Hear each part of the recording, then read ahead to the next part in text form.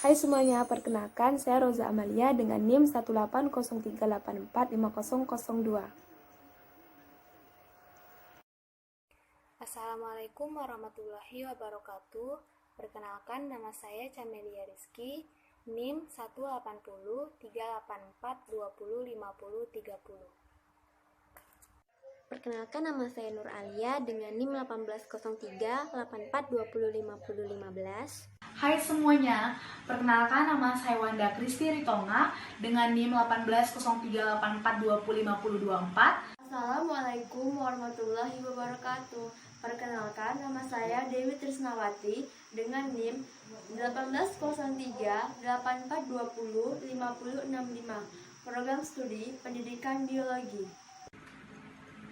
Baiklah, saya akan menjelaskan tentang pengertian, tujuan, dan karakteristik pada penelitian. Nah, yang pertama saya akan menjelaskan tentang pengertian daripada penelitian, yaitu dapat diartikan sebagai upaya atau cara kerja yang sistematik untuk menjawab permasalahan atau pertanyaan dengan jalan mengumpulkan data, merumuskan data, serta dalam proses pemecahan masalah. Sehingga dapat kita artikan dalam penelitian pendidikan ini yaitu proses yang sistematis untuk memperoleh pengetahuan dan pemecahan masalah pendidikan melalui metode ilmiah, baik dalam mengumpulkan data maupun menganalisis data, serta membuat rumusan generalisasi berdasarkan penafsiran data tersebut. Nah, yang kedua, tujuan pendidikan.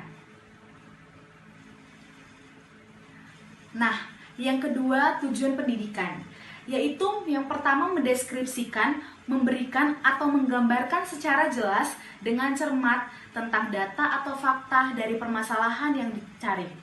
Yang kedua, menerangkan kondisi atau faktor-faktor yang mendasari melatar belakangi terjadinya masalah. Dan yang ketiga, menyusun atau merumuskan teori-teori, hukum-hukum mengenai hubungan antara faktor satu dengan yang lainnya atau peristiwa satu dengan peristiwa lainnya. Dan yang keempat, membuat prediksi, estimasi, proyeksi mengenai peristiwa yang akan terjadi atau gejala-gejala yang akan muncul. Dan yang kelima, mengendalikan peristiwa-peristiwa dan keterkaitannya secara komponen yang itu satu dengan yang lainnya dalam penyusunan rancangan penelitian, mengumpulkan data, pengolahan data, dan penafsiran data. Yang kedua, penelitian bersifat logis.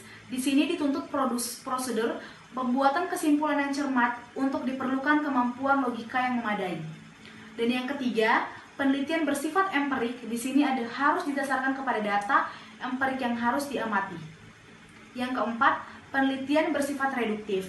Di sini untuk mengambil generalisasi, dalam penelitian perlu dilakukan reduksi ciri-ciri khusus dari faktor-faktor atau fakta-fakta yang bersifat individual menjadi bersifat umum. Dan yang kelima, penelitian bersifat replikat, yaitu di sini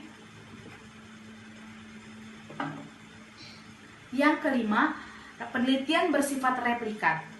Hasil penelitian pada umumnya dicatat secara lengkap, baik masalah, prosedur maupun hasilnya. Oleh karena itu, Yang kelima, penelitian bersifat replikat. Hasil penelitian pada umumnya harus dicatat secara lengkap, baik masalah, prosedur maupun hasilnya. Oleh karena itu, penelitian dapat dikaji ulang baik oleh peneliti yang sama maupun oleh peneliti yang lain. Dan yang terakhir, penelitian bersifat objektif. Di sini maksudnya bahwa penelitian berusaha menghilangkan pengaruh subjektif atau prasangka atau emosi pribadi dalam mengambil kesimpulan atau generalisasi. Selanjutnya, saya akan menjelaskan contoh penelitian dalam pendidikan. Yang pertama, penelitian deskriptif. Menurut Profesor Dr. Nana Shodih Sukmadinata, penelitian deskriptif adalah suatu bentuk penelitian yang paling dasar, ditunjukkan untuk mendeskripsikan atau menggambarkan fenomena-fenomena yang ada, baik fenomena yang bersifat alamiah ataupun rekayasa manusia, seperti bagaimana para siswa dan mahasiswa belajar, dan lain-lain. Contohnya, seorang guru mengamati seorang siswa yang tidak berprestasi di kelasnya dengan mencatat pola-pola hariannya. Guru kedua mewawancarai murid-murid di kelasnya untuk mengetahui minat mereka. Sedangkan guru ketiga dapat mensurvei kelasnya untuk mengetahui bakat dari murid-muridnya. Yang kedua ada penelitian eksperimen. Penelitian eksperimen merupakan kegiatan penelitian yang bertujuan untuk menilai pengaruh suatu perlakuan atau tindakan pendidikan terhadap tingkah laku siswa atau menguji hipotesis tentang ada tidaknya pengaruh tindakan itu bila dibandingkan dengan tindakan lain. Contohnya, menyelidiki pengaruh dua jenis metode mengajar terhadap hasil belajar mata pelajaran tertentu. Berdasarkan ukuran kelas, yaitu kelas besar dan kelas kecil, dan taraf inteligensi siswa, tinggi, sedang, atau rendah, dengan cara menempatkan guru secara random berdasarkan inteligensi, ukuran kelas, dan metode belajar. Yang ketiga, penelitian kualitatif. Penelitian yang dimaksudkan untuk memahami fenomena tentang apa yang dialami oleh subjek penelitian, misalnya perilaku, persepsi, tindakan, dan lain-lain. Secara holistik dengan cara deskripsi dalam bentuk kata-kata dan naratif pada suatu konteks khusus yang alamiah dan dengan memanfaatkan metode ilmiah. Contohnya, penelitian yang dilakukan tentang peran kepala sekolah dalam pembinaan guru. Peneliti memfokuskan perhatiannya pada pendapat kepala sekolah tentang guru yang diminanya, mencari informasi serta pandangan kepala sekolah tentang keberhasilan dan kegagalan membina guru, apa saja yang dialami di dalam membina guru, mengapa guru bisa gagal dibina, dan kenapa hal itu bisa terjadi.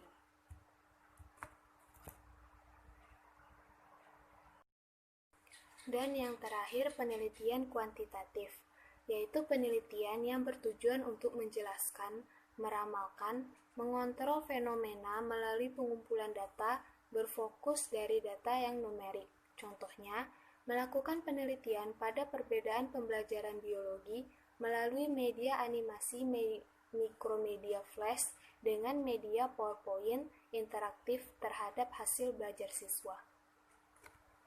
Baiklah, saya akan menjelaskan mengenai sumber-sumber ilmu pengetahuan. Nah, sebagai salah satu contoh sumber ilmu pengetahuan yaitu penelitian.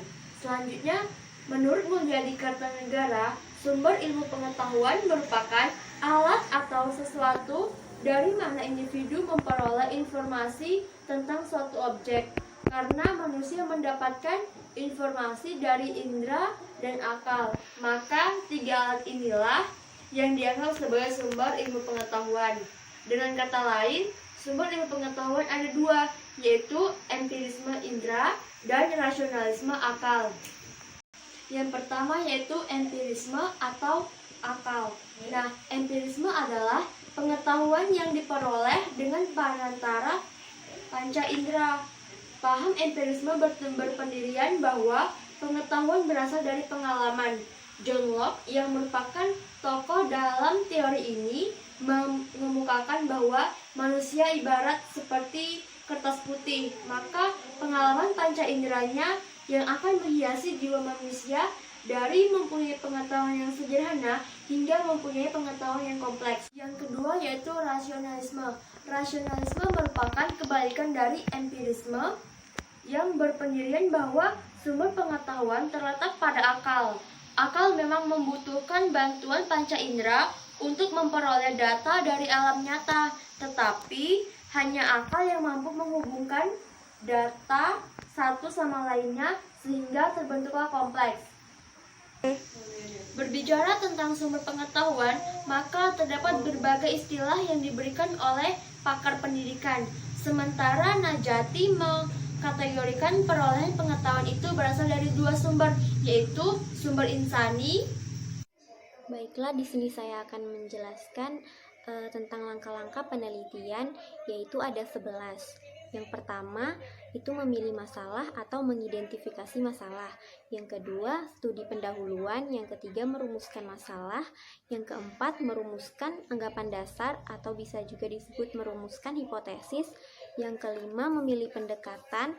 Yang keenam, menentukan variabel dan sumber data. Yang ketujuh, menentukan dan menyusun instrumen. Yang ke-8, mengumpulkan data. Yang ke-9, analisis data. Yang ke-10, menarik kesimpulan. Dan yang terakhir, menyusun laporan. Baiklah, selanjutnya saya akan membahas satu persatu dari ke-11 langkah tadi. Yang pertama itu kan langkah memilih masalah. Memilih masalah bukanlah pekerjaan yang mudah, terutama bagi orang-orang yang belum berpengalaman dalam meneliti. Apabila sudah berpengalaman, masalah ini akan timbul dalam bentuk keinginan untuk segera dilaksanakan pemenuhannya. Selanjutnya langkah kedua itu studi pendahuluan. Studi pendahuluan ini dimaksudkan untuk mencari informasi yang diperlukan oleh peneliti agar masalahnya menjadi lebih jelas kedudukannya. Selanjutnya langkah yang ketiga yaitu merumuskan masalah. Apabila telah diperoleh informasi yang cukup dari studi pendahuluan, maka masalah yang akan diteliti menjadi lebih jelas. Agar penelitian ini dapat dilaksanakan dengan sebaik-baiknya, maka peneliti harus merumuskan masalahnya agar semuanya menjadi jelas. Kemudian langkah yang keempat yaitu merumuskan anggapan dasar. Anggapan dasar di sini adalah merumuskan hipotesis. Jika anggapan dasar merupakan dasar pikiran yang memungkinkan kita untuk mengadakan penelitian tentang permasalahan kita, maka hipotesis merupakan kebenaran sementara yang ditentukan oleh peneliti. Kemudian langkah yang kelima yaitu memilih pendekatan. Pendekatan di sini maksudnya metode atau cara mengadakan penelitian, seperti halnya eksperimen atau non-eksperimen.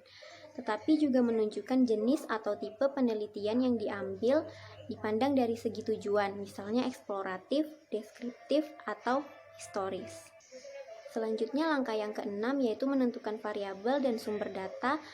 Langkah ini menjawab pertanyaan yang pertama, apa yang akan diteliti, dan yang kedua, dari mana data diperoleh. Selanjutnya langkah ketujuh, yaitu menentukan dan menyusun instrumen. Setelah peneliti mengetahui pasti ada yang akan diteliti dan dari mana data bisa diperoleh, maka langkah selanjutnya adalah menentukan dengan apa data akan dikumpulkan. Langkah yang ke-8 yaitu mengumpulkan data. Mengumpulkan data adalah pekerjaan yang sulit, karena apabila data yang diperoleh salah, maka kesimpulannya pun juga akan salah sehingga menghasilkan penelitian yang palsu. Selanjutnya langkah yang ke-9 yaitu analisis data. Analisis dalam penelitian merupakan bagian dalam proses penelitian yang sangat penting. Karena dalam analisis data inilah akan nampak manfaatnya terutama dalam memecahkan masalah penelitian dan mencapai tujuan akhir penelitian. Kemudian langkah yang ke-10 yaitu menarik kesimpulan. Pada langkah ini, pekerjaan meneliti telah selesai, sehingga peneliti tinggal mengambil konklusi dari hasil pengolahan data, kemudian dicocokkan dengan hipotesis yang telah ditentukan.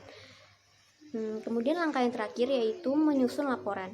Kegiatan penelitian menuntut agar hasilnya disusun, ditulis dalam bentuk laporan penelitian agar hasilnya diketahui oleh orang lain, serta prosedurnya juga diketahui oleh orang lain sehingga dapat mengecek kebenaran pekerjaan penelitian tersebut. Sekian penjelasan dari saya. Baiklah, di sini saya akan membahas etika dalam penelitian. Sebelumnya kita harus tahu dulu apa yang dimaksud dengan etika dan apa yang dimaksud dengan penelitian. Etika itu berasal dari bahasa Yunani yaitu ethos, berarti kebiasaan, adat, akhlak, watak, perasaan, sikap, serta cara berpikir. Sedangkan penelitian adalah kegiatan untuk memperoleh fakta-fakta atau prinsip, baik kegiatan untuk penemuan, pengujian, atau pengembangan dari suatu pengetahuan dengan cara mengumpulkan atau mencatat, menganalisa data yang dikerjakan secara sistematis berdasarkan ilmu pengetahuan atau yang biasa disebut dengan metode ilmiah. Nah, jadi dapat disimpulkan bahwa etika penelitian itu suatu ukuran dari tingkah laku dan perbuatan yang harus diikuti oleh seseorang peneliti dalam memperoleh data-data penelitiannya yang disesuaikan dengan adat istiadat serta kebiasaan masyarakat di tempat di mana seorang peneliti itu meneliti. Selanjutnya yang kedua ada prinsip etika penelitian. Dalam menerapkan etika penelitian perlu diperhatikan beberapa prinsip yang harus diimplementasikan, yaitu ada 3. Yang pertama manfaat. Dalam menerapkan prinsip asas manfaat ini yaitu mempertimbangkan rasio antara manfaat dan risiko yang akan dibebankan pada peneliti itu sendiri. Selanjutnya ada hak keadilan, yaitu hak untuk menetapkan diri dan hak untuk mendapatkan penjelasan yang lengkap. Selanjutnya ada menghargai sesama. Peneliti juga harus mampu memperlakukan orang lain dengan baik dan membuat penelitian tersebut memiliki manfaat yang merata kepada setiap orang dengan tidak merugikan pihak lain ataupun masyarakat yang terlibat maupun yang tidak terlibat dalam penelitian yang telah dilaksanakan.